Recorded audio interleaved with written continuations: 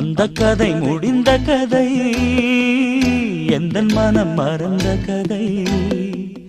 என்ன செய்ய விடுகதை போல் என்னுடைய பிறந்த கதை. காலங்கள் தான் போன பின்னும் காயங்கள் ஆறவில்லை, வேதனை தீரவில்லை.